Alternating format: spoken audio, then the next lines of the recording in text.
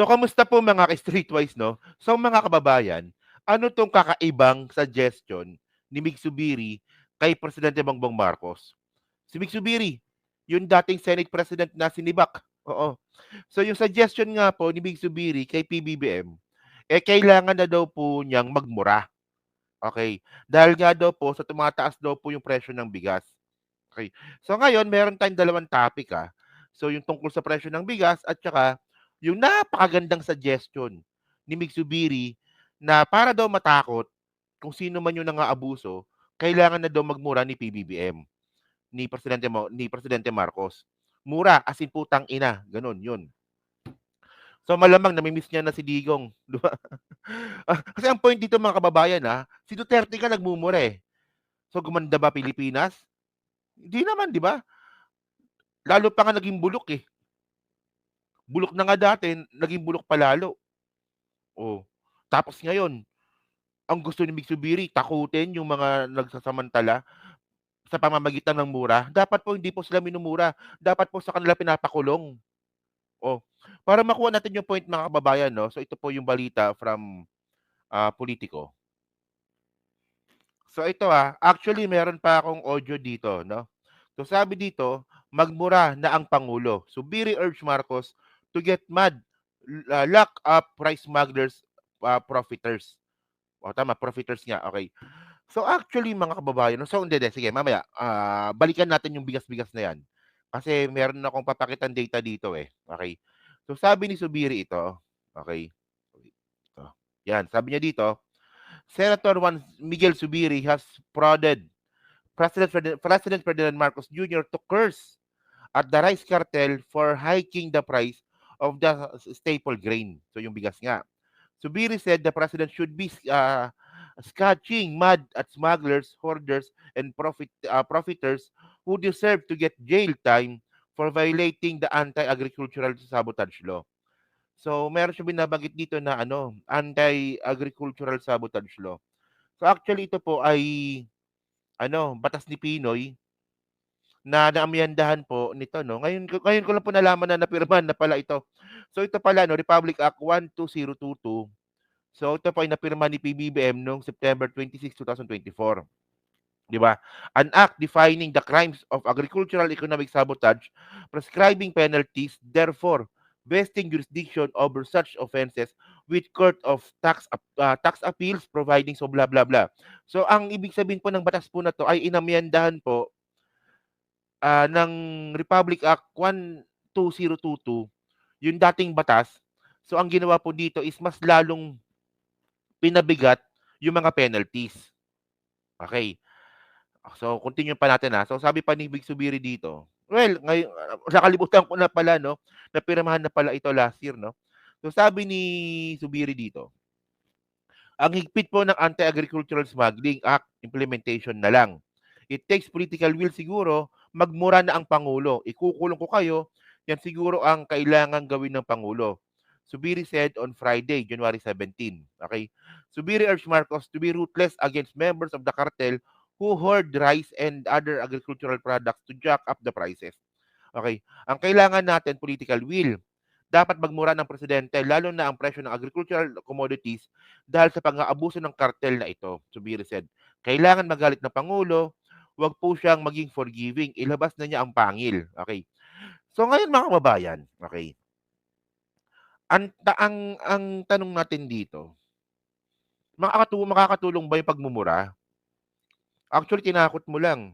O tingnan ninyo mga kababayan, noong panahon ni Duterte, nagmura, pumatay ng 30,000. Natigil ba yung droga? Di ba hindi naman?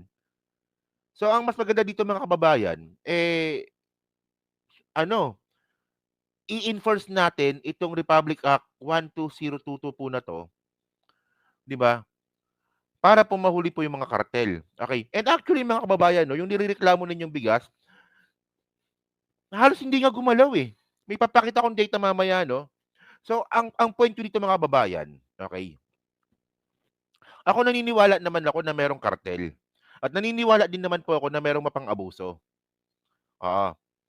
So ngayon, ang pinaka may trabaho po diyan is yung DA at saka customs.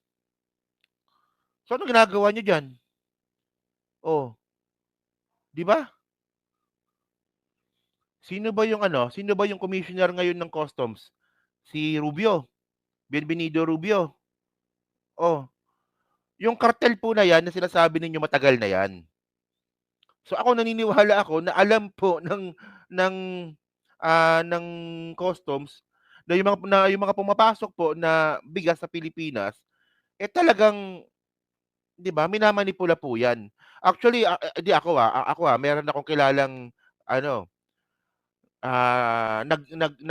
nag-import, tumatanggap 'no, nag-import ng bigas, tama ba? O tumatanggap ng bigas from other country, from Thailand, oo. Alam niyo ba na yung bigas po na 'yan classification, merong classification A, B, C, D. Kasi kuwento niya sa'kin 'yan, eh, okey? So ngayon ang gagawin mo para makakuha ka ng makamura ka, ang gagawin mo classification D ang ide-declare mo. Pero classification A naman pala yung paparating. So nagmura ka napamura ka sa mga taripa, pero mabebenta mo ng mas mahal sa Pilipinas. So isa po 'yun sa mga racket po sa customs. So ako nga alam ko, kayo hindi niyo alam, 'di ba? Kilos-kilos naman diyan. Oh, ang daming problema po ng bansa natin. Kung hindi niyo po tutulungan po yung bansa natin tsaka ang presidente, eh, talagang ganito talaga mangyayari sa atin. O isa pa diyan, itong si Laurel Chu, yung sa DA. Ako mga kababayan 'no, siguro alam niyo naman na isa sa mga business po namin is yung agriculture. Nasa agricultural sector po ako, 'di ba? So ako, naniniwala ako na mas mahusay pa yung Presidente Bongbong Marcos nung siya yung DA secretary kumpara ngayon. Kasi dati po nung si PBBM po yung DA secretary, merong libreng fertilizer, merong libreng binhi, merong libreng, herbicide sa mga magsasaka. Well, ngayon natanggal yung fertilizer. Yung naiwan na lang ngayon binhi. O kita niyo 'di ba? So, ang point ko dito mga kababayan, so kayo po ay ina-assign diyan. Gawin niyo yung trabaho ninyo. Oh, and by the way mga ka-Streetwise, ang tanong dito, ang presyo po kasi ng bigas ay napopolitika rin. Ngayon meron akong data na nakita dito from DA. Pakita ko sa inyo, okey. Ito, 'yan. So meron pong monitoring po yung DA sa mga presyo po ng bigas. Bantay presyo 'to. So makikita niyo naman ito sa internet. So bigyan ko kayo ng example dito, okey. 'Yan, lakihan natin, okey. So ang latest, base po sa monitoring po ng DA ngayon, ito puntahan natin, oh, January 6 to January 11, 2025. So ito yung presyo ng bigas. So ngayon makikita ngayon natin dito, so magkano? Ito, presyo 'to ng ito yung monitoring nila, So yung well milled rice ₱40 per kilo, 'di ba? ₱40. Tapos yung imported 58, yung premium 55, yung well milled local rice 'to, 47 at saka yung regular milled 42. Hindi, ito pala imported 'no, tapos mas mahal pala yung local. Oh, okey, so yung local pala 55.77, so ₱60. Yung special, yung premium 53. So halos nakakatapat lang pala 'no, yung presyo ng local tsaka imported. Okey. So ngayon mga kababayan, ito po yung presyo ng bigas ngayon. So ngayon puntahan po natin, balik tayo 2021, panahon ni Duterte, balik tayo, 2021, paano ba 'to? 'Yan. So kumpleto 'to, mahaba 'to, 'tong list na 'to, 2024, 2023, so 2021 panahon ni Duterte, gawin natin September. Random, September 16. So magkano yung bigas nung panahon ni Digong? So ito, so halos parehas lang din naman, O 'yan, 'no. Teka lang ayusin natin. Iba-iba yung outline niya dito, 'Yan, kita niyo ba? 'Yan, kita niyo ba? Tingnan ko. Okay, yan sa taas. Okay. Okay, pagtiyagaan niyo na yan. So, yung ito paras lang din 'no? Yung special 50. Okay, so 58. So, because of inflation, 'di ba? Premium 48, 'di ba 43. So, gano'n din naglalaro, yung special lang po talaga yung nagbago. Pero gano'n din naman kasi ngayon mga kababayan, naglalaro pa rin po sa ₱40 yung bigas. Sa special lang po talaga yung tumaas. So, balikan natin, balikan natin. September 2000 ay hindi, January, January 'to, balikan natin 'to. Oh, ₱40 nung 2021. Oh, gano'n pa rin naman hanggang ngayon. Oh, special 58 tumaas ng 8. Well, kasi 2021 pa 'yon, so inflation, 'di ba? Natural naman 'yon. Pero yung well-milled, ₱46, ₱42, 'di ba? 47, so ₱40 pa rin.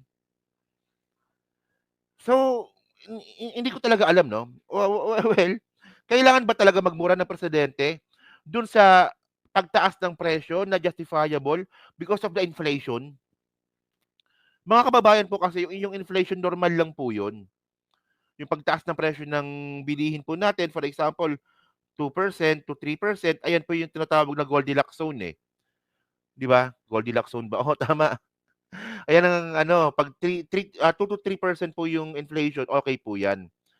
Pero 'pag tumaas na po diyan like 10%, 8%, 'di ba? Sa ibang bansa nga yung inflation pumapalo po ng 50% or 20%. So, manageable pa rin. So, isipin niyo lang mga kababayan, yung merong inflation sa Pilipinas, yung presyo ng bigas from 2021 to 2025 ngayon, 'di ba? Kung tumaas man lang siya is mga ₱2, ₱3 sa mga well-milled 'no, sa mga well-milled at saka sa regular rice. 47, 42, 46, 42, 'di ba? Kailangan ba talaga natin mag-worry? Kailangan pa ba talaga magmura ng presidente para dito? Oh, dun sa mga nag-aabang ng ₱20 na bigas, hindi po totoo 'yun. Sinasabi ko na sa inyo, walang pinangakong ₱20. Ngayon, ang ang ano ko nga, ang challenge ko nga diyan sa mga bobo na mga DDS na palaging sinusumbat yung ₱20 na bigas, pahingi ako ng video or salita ni PBBM, 'di ba, na pangako na merong ₱20 na bigas. 'Pag may napakita kayo sa akin na nangako talaga yung presidente, sagot ko na yung bigas ninyo. Isang kaban kada buwan hanggang 2028. Tagal ko ng challenge yan, wala namang kumakasa, no? So ngayon mga kababayan, no, nakalimutan ko na pakita. So ito po yung sinabi ni Zubiri. So panoorin niyo 'to, pakinggan niyo pala, sige. Napakaigpit po ng Anti-Smuggling Act, Agricultural Smuggling Act na napirma ni President Marcos. Hindi political will. Siguro, magmura na ang Pangulo. Di ba? Magsalita na sa nagmura. Ibukulong mo kayo para matakot sila. Yan ang siguro kailangan gawin ng Pangulo. Kasi Naintindihan niyo ba? Parang malabo sa akin. O yan, so sinasabi ito, malabo yung audio. So ito lang kasi pinakamalinaw na nakita ko, eh. So sabi ni Zubiri, magmura na raw po yung pangulo. So ano yan? So parang si Digong magmumura, pero wala naman nagbago, mas naging worse pa. Ayun ba gusto ni Zubiri dito? Well, 'di ba? Ang pangit ng advice mo. Ang pangit, sa totoo lang. Oh. And actually kasi mga kababayan 'no, yung isa pang punto dito, 'di ba? Binaba na rin po ng gobyerno natin yung taripa ng bigas, yung mga imported na bigas. So dapat po talaga bababa na po talaga yung presyo. So ang problema po talaga dito bukod po sa customs, mapagsamantala rin po talaga yung mga rice trader. At alam po ng presidente 'yan, hindi naman po tanga yung presidente. So actually meron siyang statement dito, eh. So ito, pakita ko sa inyo. Ito. Ginawa na natin lahat upang ibaba ang presyo ng bigas. Ngunit the market is not being allowed to work properly. Hindi nasusundan ang demand and supply curve dahil Hanggang ngayon, kahit ibaba mo lahat ng inputs, ang pagbenta pa rin, mataas pa rin. Dagdag pa ng Pangulo, iba-iba ang dahilan ng pagtaas ng presyo ng bigas sa pamilihan at ilan dito ay iligal. Kaya yan ang iimbestigahan ng Kongreso. So ito so merong bagong ano bang tawag doon, yung may bagong committee po ngayon sa Kongreso na nag-iimbestiga ng presyo ng bigas. So ang point natin dito, pakibilisan lang po, no? 'Di ba? Tapos ngayon magre-recess pa kayo, 'di ba? Magre-recess na naman po yung Kongreso natin, Diyos ko.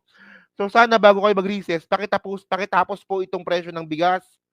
Oh, kasi mga kababayan, no, tulad ng sinabi ko kanina, binaba na po yung taripa ng mga imported na bigas. So pag binaba po yung taripa, dapat bababa din po yung presyo ng bigas sa Pilipinas. Especially kung ito po ay imported. Yun nga lang po hindi nangyari.